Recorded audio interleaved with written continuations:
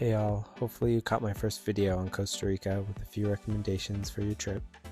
On today's video, I'll be going over all the activities that we did in La Fortuna as a family. So let's get started. So after landing in San Jose, spending the night there, and our 3-hour car ride, we arrived in La Fortuna mid-afternoon. We checked in at beautiful Arena Manoa, the kids swam for a bit, and then a short time later we drove to our booked night tour. I'll provide a link below for all the tours that we did. Location for the night tour was in town not very far from Arena Manoa. The drive from the hotel to town was about 15 minutes. Easy location to find with a smooth check-in. They recommended bug spray and provided us with some as well. Flashlights were given there, and since there was 6 of us, we made our own group. We first started by making our own tortillas, which was a fun experience for the kids and a nice snack before beginning. We immediately saw our first sloth of the trip, followed by a number of spiders, frogs, lizards, and snakes. I was able to get some really good photos up close.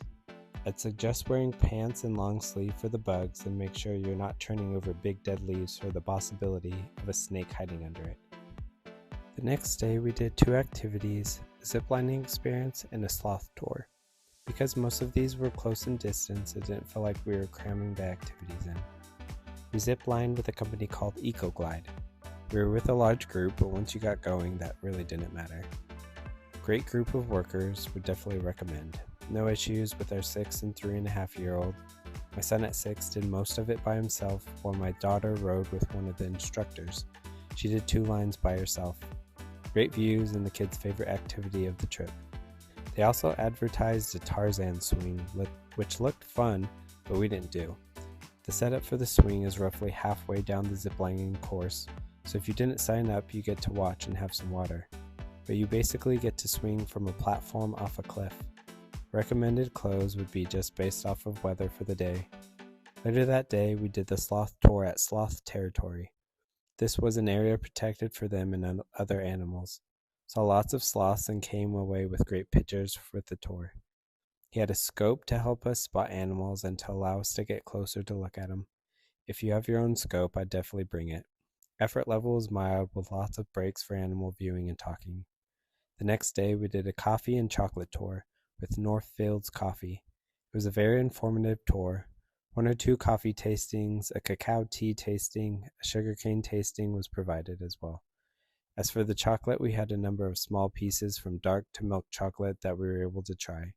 Kids tolerated this activity versus enjoying it.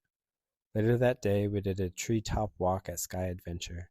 They were called hanging bridges and price ranged from $30 to $45 depending on child or adult rates. It took about 25 minutes to get there from the hotel. They also have ziplining and an aerial tram you could take. The treetop walk was stunning, definitely screensaver worthy. It was lightly raining with our hike, which made the bridge slippery. So if you're bringing kids, I'd help them walk across. For the most part, the bridge is enclosed on the sides, but my son somehow managed to slip and get his leg temporarily stuck under the side of the metal fencing.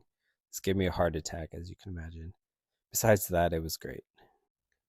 The following day, we went to La Fortuna Waterfall. First thing I can recall are the stairs. Lots of stairs to get down, which means you have to come up.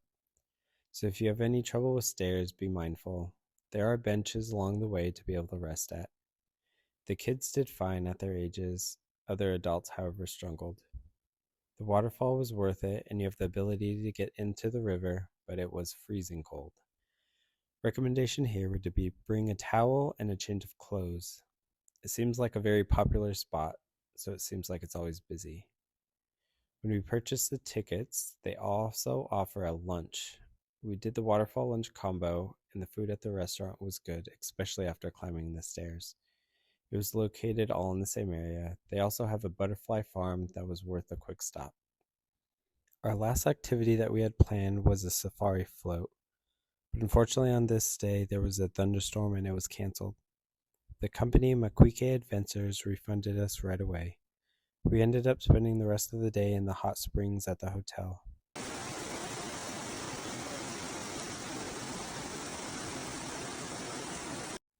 On our last day in La Fortuna, my wife and I decided to go on one more hike towards Arenal volcano.